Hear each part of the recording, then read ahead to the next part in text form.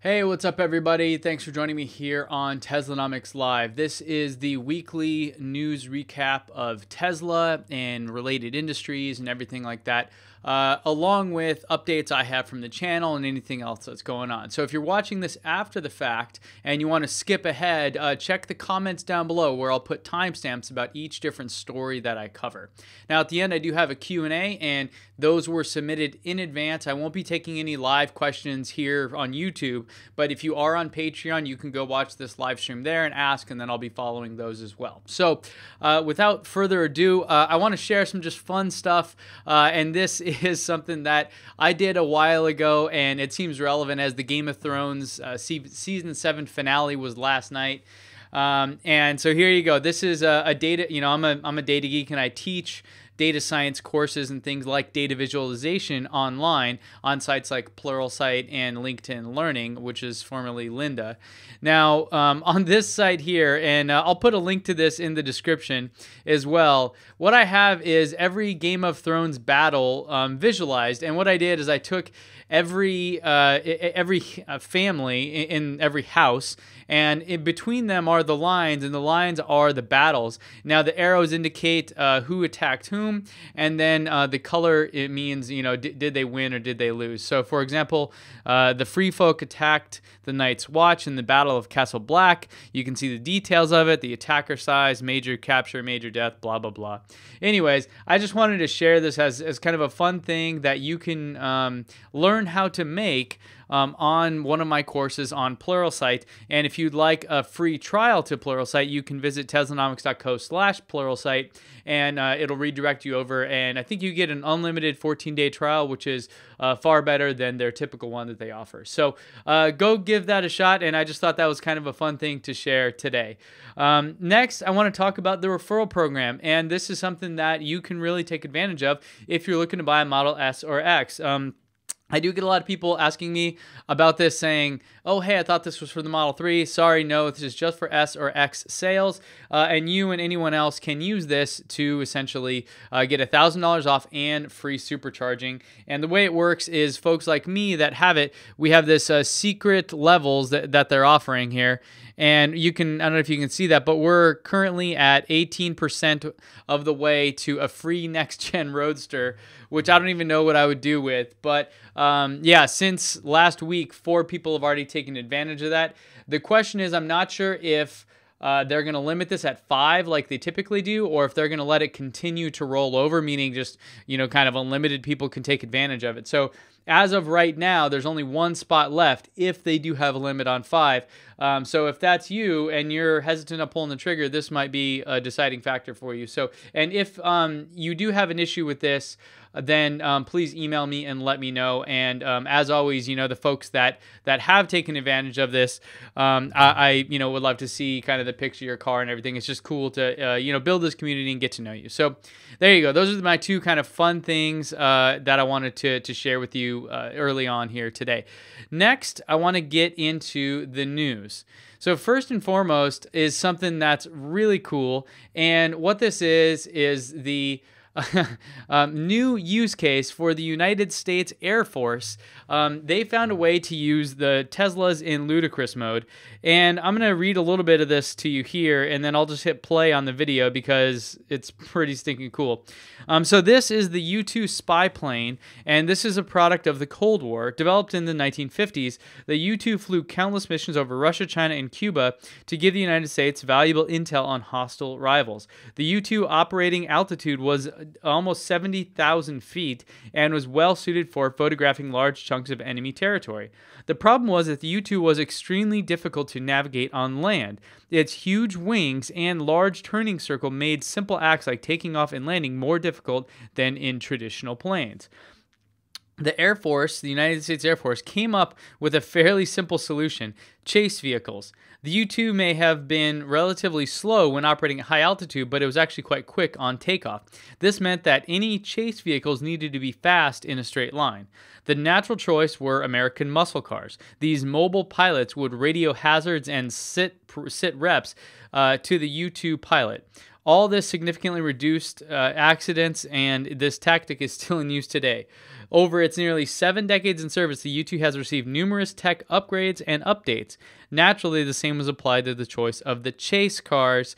The new chase car is the Tesla Model S P100D. And let me see if I can make this a little bit bigger for you so you can kind of see what's going on. And I'll put a link to this article and this video in the description here.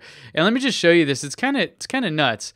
So as this plane goes to take off, the Tesla Model S P100D is right there. To follow it, make sure everything's good and all that. And you can see those little props that hold the wings up actually fall off and they disappear. See that they just popped off right there. And so this car follows to make sure like everything's going to be cool, and then you can see that it actually takes off eventually. So it's kind of nuts that they would actually use it, but I guess that makes sense. And there you can kind of get a shot of how big and how crazy the wingspan of these planes is. So that was just today in cool, something that I thought would be fun to share with you. And the way I do this show is that I have these different segments. And so the next segment I want to talk about is what I call my short. And the short is something I'm betting against, something I don't necessarily like. And that is the Autolist Model 3 depreciation projection. Now, you might be thinking, hey, well, this is data, this is Tesla, this might be something you're into. And I do think Autolist does a good job generally. However, the problem I have here is, well, first off, they use pie charts. And if you know me, pie charts are a big no-no. In all my classes I teach and in talks I give at companies and stuff, I always advise against the use of them. So there's that. So forget that.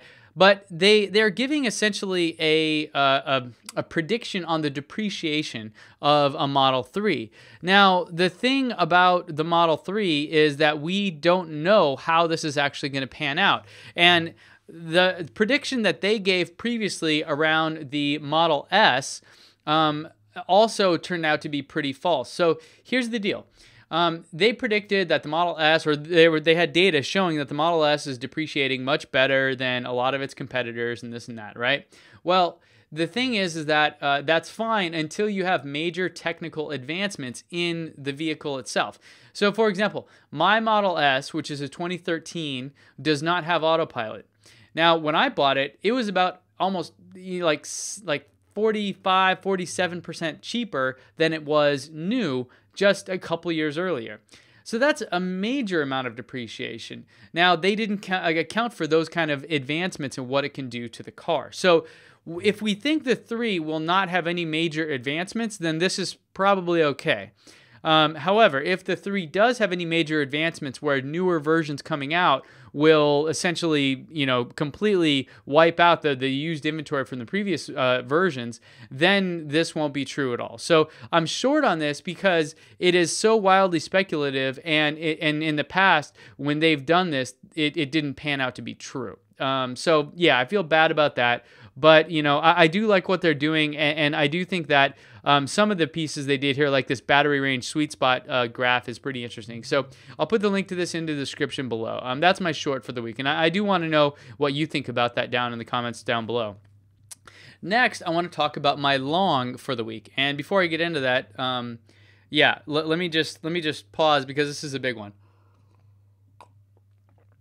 So Tesla's future, and here, let me just go back here.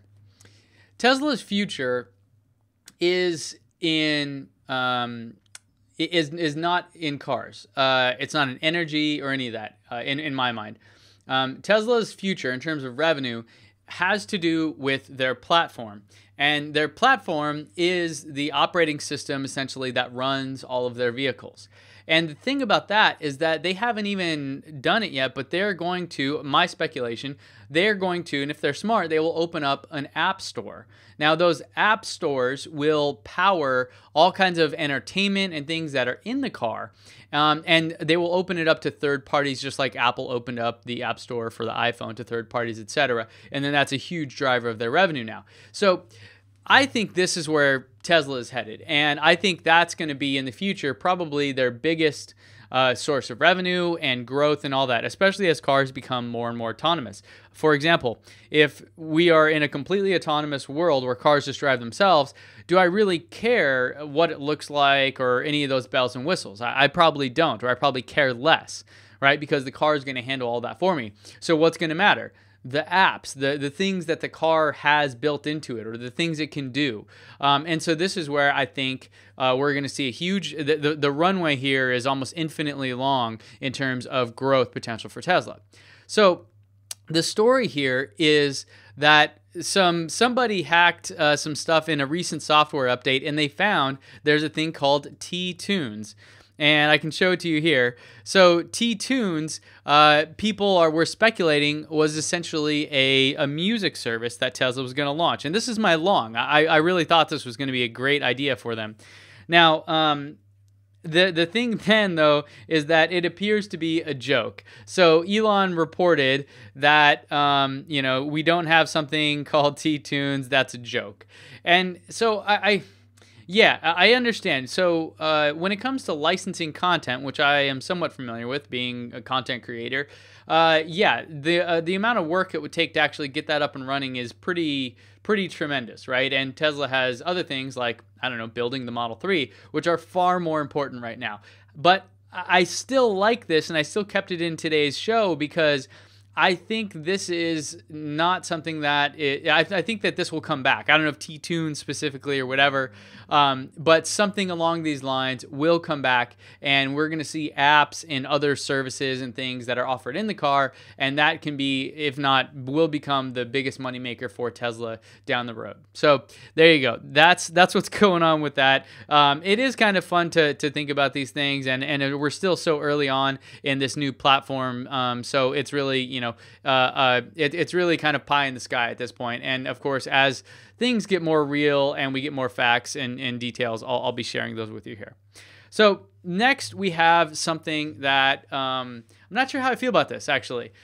This is a Model S inside of a boring tunnel. And by the way, we're one referral away from me getting to go drive one of these boring machines in LA, which I have a feeling will be less less thrilling than a P100D or some of the other things I've ridden in.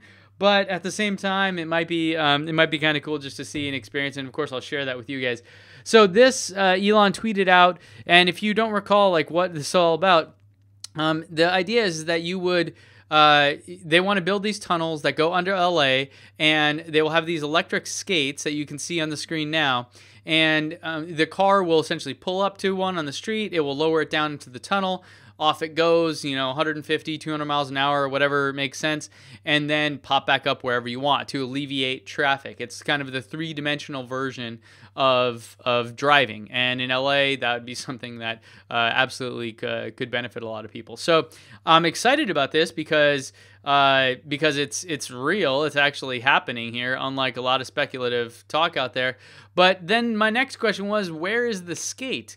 Because if you look at that, it doesn't look like there's much room on either side of it. So I'm really curious as to see, how that's going to happen. But this is a kind of a fun thing to keep an eye on, and hopefully for those of us in Southern California or Los Angeles specifically, you guys will be able to benefit from this sometime soon. So there you have it. Now I want to talk about Neuralink, and here's where Elon takes it to a whole new weird level. And I'll just read you a bit. So the headline is that Neuralink gets $27 million to build brain computers. These are things that you can control with your brain. And Bloomberg writes that Neuralink Corp, the startup co-founded by billionaire Elon Musk, has taken steps to sell as much as $100 million in stock to fund the development of technology that connects human brains with computers. By the way, this has been an idea that's been around for a long, long time. So I'm really curious if and when, and I think that underlying technology is called Neuralace, if you want to look it up and kind of dig into it deeper. The San Francisco-based company has already received $27 million in funding, according to a filing with the U.S. Securities and Exchange Commission. Musk said via Twitter on Friday that Neuralink isn't seeking outside investors. A spokesman didn't respond to questions about the source of funds. So they've got the money. Where's it coming from? We don't know, but this is happening, and it's it's continuing to grow. I'm a little iffy on this because it scares me, but at the same time, I'm not thrilled that Elon is focusing on something else when I think all of his free cycles should be dedicated to Tesla and SpaceX. So there you have it. But that's something that's pretty interesting going on with Neuralink and Neuralace, the underlying technology. Next, I want to talk about German car makers getting the third degree by some of the folks in their government. And what this talks about, or what this comes to, is that they have been urged to challenge Tesla by a senior Merkel aide. Angela Merkel is the president or prime minister. I forget what type of government they have over there. But yeah, anyways, she's the head of the government, and some of her aides are pretty short on their automakers' competition to Tesla. So Altmaier says that they need to challenge and invest more in electric cars. And this is Peter Altmaier said that he was thoroughly disappointed by German auto executives following the diesel emission scandal, and that he is also thinking about the future of the 600,000 employees in the auto industry.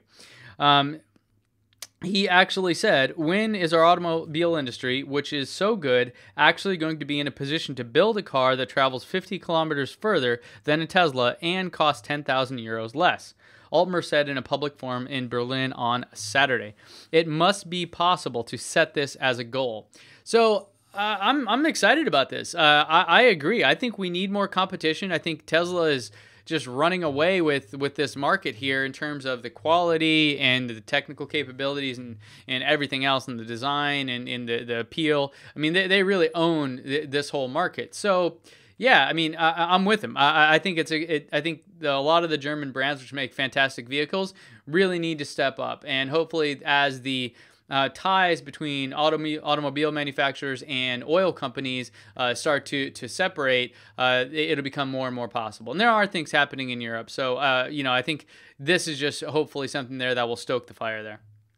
Now, this past weekend in Los Angeles, there was a SpaceX hosted Hyperloop competition, and we have a winner. It's the WARR group, WARR. They hit 202 miles per hour in the near vacuum tube at SpaceX, which allows them, you know, the whole concept of the Hyperloop is that it's kind of a vacuum sealed tube, not entirely, but almost. And you have magnetic levitation, so you have something that floats and doesn't touch anything, and it can fly insanely fast through there because there's no air resistance and there's no friction from, you know, wheels or something on the ground. So, and by the way, I have a video I posted last Wednesday with details about how this came to be and the history lesson behind it. If you have any interest in Hyperloop at all, go check that video out.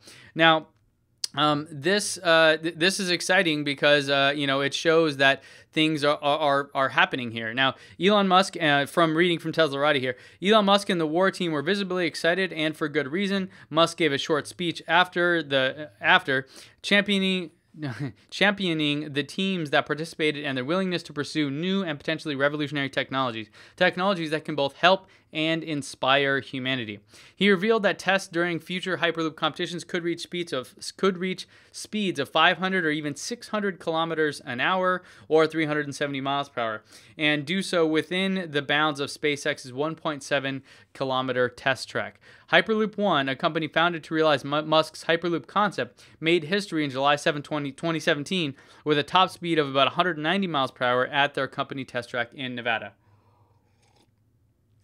So these guys here beat that record and now hold the title for developing the fastest levitating vacuum train, vac train as it used to be called. In spite of some issues communicating with their pod, the team dealt with bugs and pulled off an exceptional test run. And I apologize for not giving the warning before. This is kind of a hard thing to watch if you have any problems with epilepsy or any of that. So hopefully this is okay for you guys. And Elon has repeated that the actual tunnels won't have this kind of thing. This was just merely for testing so they can see what's going on in cameras and stuff like that. So there you have it. Pretty cool. I would definitely go check this video out. The link will be in the description down below where you can check it out on Teslarati.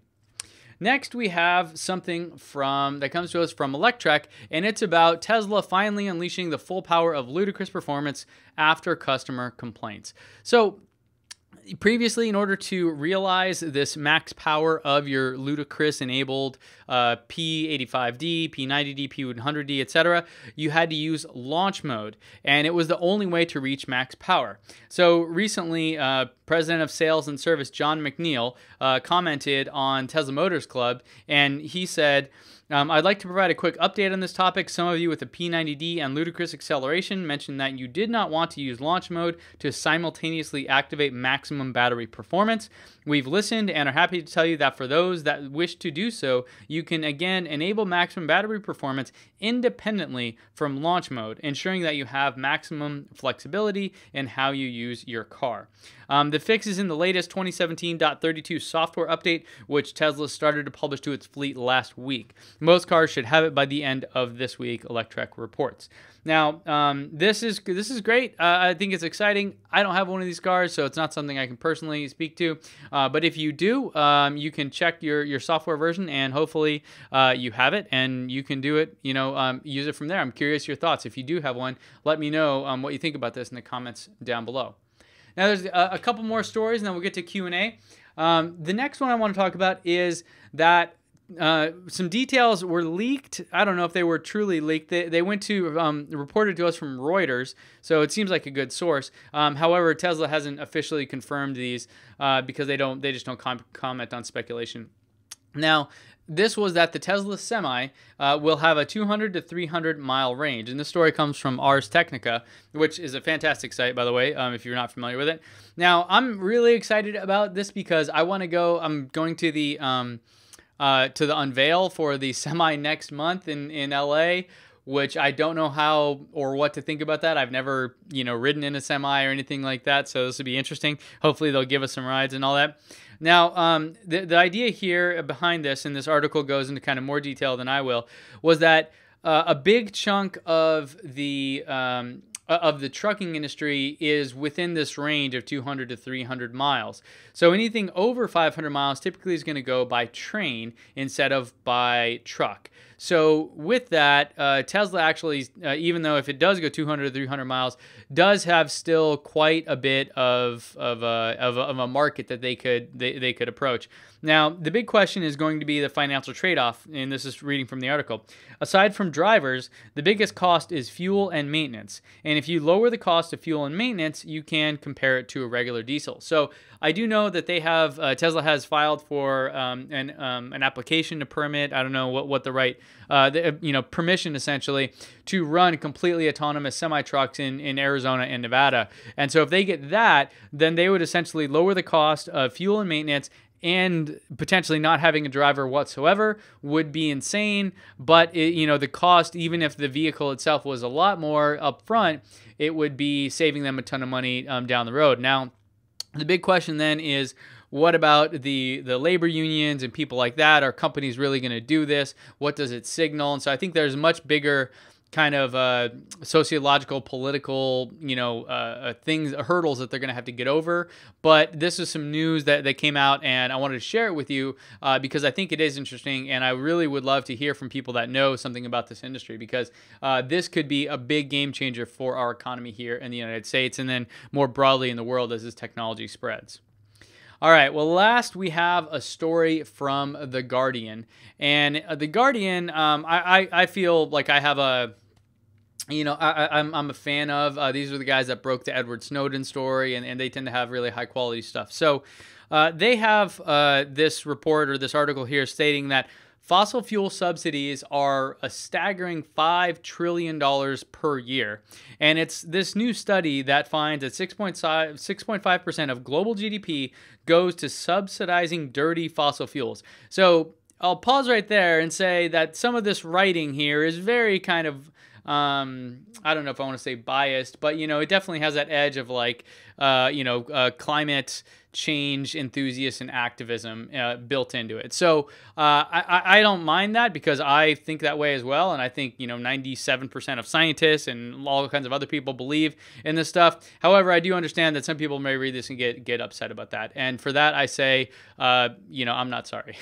But here you go. And the idea behind this study, it came from the Journal of World Development, and it quantifies the amount of subsidies directed towards the fossil fuels globally. And the results are, as they said, shocking there. Now, the authors work at the IMF and are well skilled to quantify the subsidies discussed in the paper.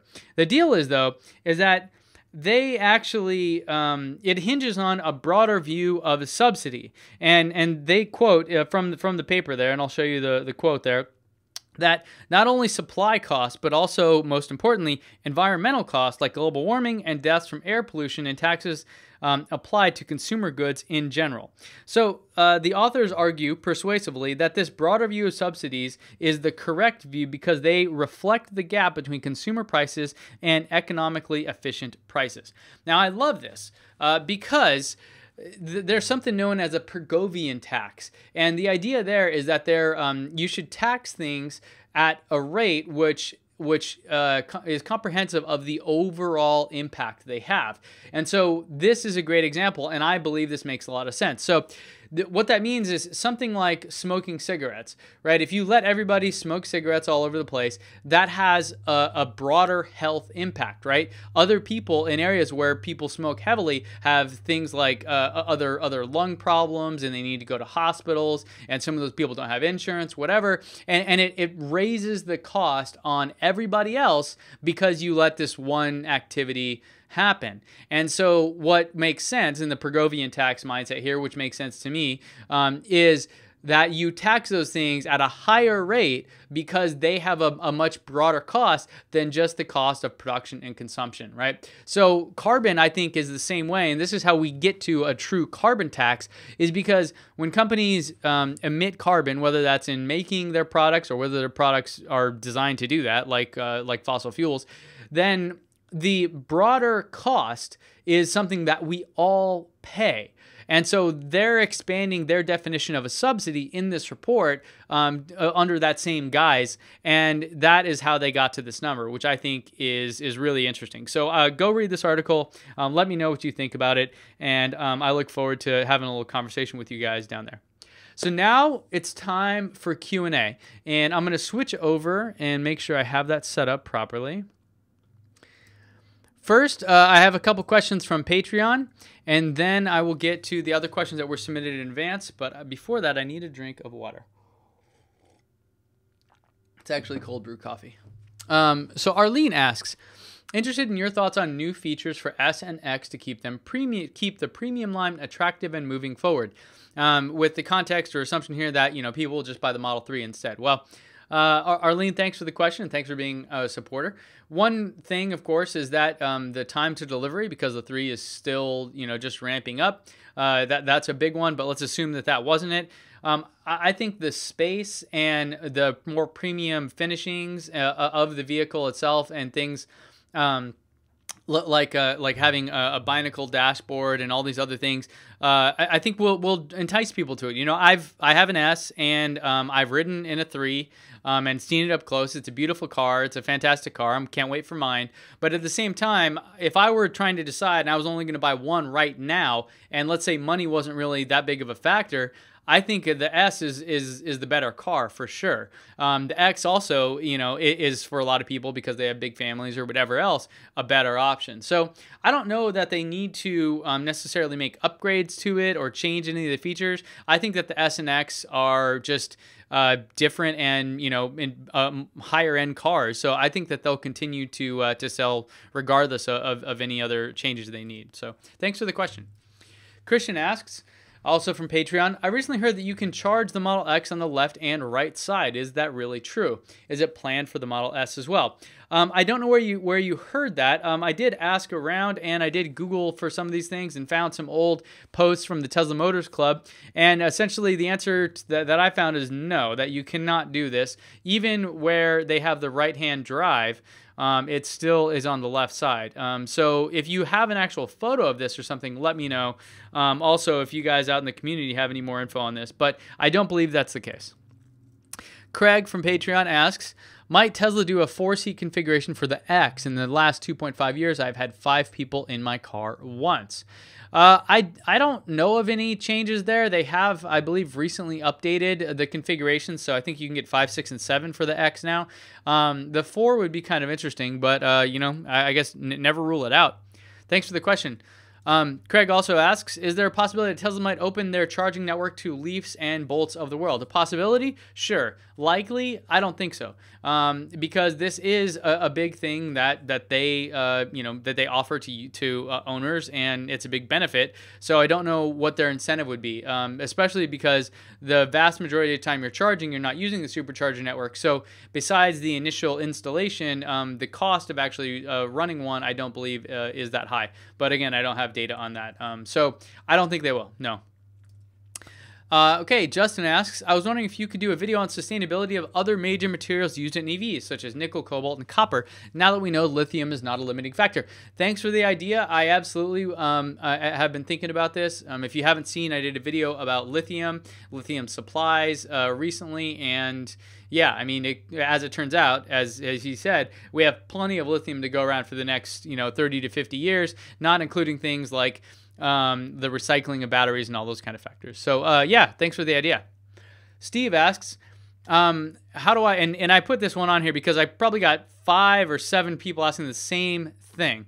How do I find out where on the list of Tesla 3 reservations I am? So when will I get my Tesla 3? And I'm going to go back to, and I'm just going to show you where it is real quick, because I get this question all the time. So let me see, let me make sure you guys can see that okay. Yep. Okay. So here's Tesla. Now, if I go to Model 3, and I think I'm already logged in, then you go to Reservation Holder Update, click Check Your Estimated Delivery, and there you go. And so you can see I actually have 2 reservations. You can see when they are slated to be delivered. So that's how you do it. Pretty straightforward. So I hope that helps you and all the other folks with that same question. Tim asks, do you know if the wheels are standard size and lug pattern, and if the aftermarket spare is available? I'll sacrifice some of my trunk space to have a spare and jack on hand. Well, I don't know if they are. I believe they are, but you can go probably just take it to a tire shop. I know you can get aftermarket tires and those things. So I imagine you could get aftermarket rims. And if not, Tesla also would probably sell you one if you really wanted to. So yeah, give them a call and figure that out. But you should be able to figure that out. So anyways, Kevin asks, how does the car warn you when it's running out of, I think he meant to say warn you when it's running out of charge, and how much charge does it have after its first warning? For example, a CAS car turns on the red gas icon symbol and usually has 15 to 30 miles left in the tank. So yeah, typically if you're driving somewhere far and you punch it into the navigation, it'll plan your route for you and all the stops you need and all that kind of a thing. But if you're just driving around, yeah, it'll pop up warnings, say get to a charger, get to a charger. And I forget exactly where it is, but yeah, 15 to 30 miles sounds about right. I know that if you're navigating somewhere, it doesn't want you to get below about 5%. So there you go. Thanks for the question. Gary asks, does the Model 3 have universal garage door opener in its preset system? I'm going to go with yes, but I'm not sure how to describe it. Like in my Model S, there's the thing called Home Link, and you just set it up, and then when I drive up, it automatically opens my garage. When I drive away, it automatically closes it, that kind of thing. So yeah, the Model 3 will definitely have those kind of basic features. Russ asks, I live at the end of a 1-mile long gravel road. How will the Model 3 perform on it? Well, Russ, I would say it would perform similar to any other kind of compact sedan. I don't know how bumpy your road is, but it should be fine. And all those kind of things. So thanks for the question. James asks, I've heard that the Model 3 windshield and roof is one piece. If your windshield cracks, do you have to replace the entire piece of glass, which includes the roof? Yes, you do. And that is true. I don't know if all Model 3s have that. I think that's an upgrade for the all glass. But yeah, essentially, yes. If you have the all-glass roof and you get a crack in it, you have to replace the entire thing. This is why you buy glass insurance. And something about the aerodynamics of the car actually make it less likely because the way that things will fly off in that. So yeah, so yes, but definitely get glass insurance, and hopefully it's not too expensive for you. Justin asks, my commute from home to work round trip is about 40 miles. If I fully charge the car on Mondays, do I need to charge the car every night, or does it hold the charge, and for how long? You do not need to charge it every night. I don't know if I don't have an official answer as to how long, but I know I'll go several days without charging.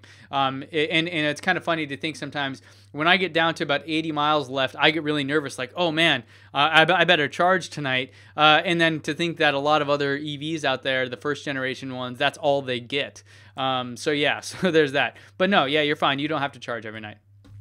Ed asks, will the navigation system work where you can enter a destination maybe, on the screen, and the system will guide you there in the basic configuration? Yes. Or do you have to sign up for the 5K package that also includes adaptive cruise control? I don't believe so. I think it'll work out of the box. I think that's a basic feature that they include. You can go to the Tesla press kit, though, and see all the details there, as well as I have a post from a while ago that has all those details on there. So, yeah, but I believe it'll work.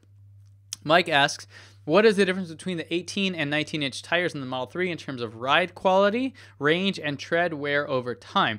I commute 104 miles round trip per day in the Boston area. What would be best for mostly highway driving? Yeah, so the 19-inch tires are going to be smaller, and so I understand that they ride more rough, and that they wear quicker and those kind of things, so probably the 18s. We'll see if there's anything special about the tires for the Model 3. I don't think there is, but you could find out from a local tire shop if there's any. Essentially there shouldn't be much of a difference between the 18 and 19s on a 3 versus another kind of car. I don't think that they have, like my car, where the cambers are set a little in, which kind of makes them wear on the inside more than the outside. I believe that the Model 3 they've changed it to be totally straight. So yeah, thanks for the question. Sudhir asks, I need your opinion on Tesla Model 3's predicted performance in snow, rear-wheel drive versus all-wheel drive. If I wait for all-wheel drive, it will be another year, and the federal tax credit will be phasing out. To take advantage of the tax credit benefit, I may have to go with the rear-wheel drive. I live in New York City. Will rear-wheel drive Model 3 be good in snow? So I'm going to put this question to the community, and Sudhir, if you want to just ask in the comments down below, I'm sure people will help you with that. I've heard that tires are a big factor, a bigger factor than all-wheel drive versus rear-wheel drive, but I live in Southern California, so I don't know firsthand. I do have friends that had a Model S rear-wheel drive that live in Utah, and they had some serious issues with it. Now, they also didn't have the best tires and all that kind of thing. So, yeah, I would recommend all-wheel drive, but I'll leave it to the community from other people that have more direct knowledge than I. And that is all the questions I received in advance. I want to thank you all yet again for joining me here on Teslanomics Live. Don't forget, you can get on our email list at teslanomics.co, where you can submit your questions in advance, and also make sure you don't miss any updates of all our videos and those kind of things.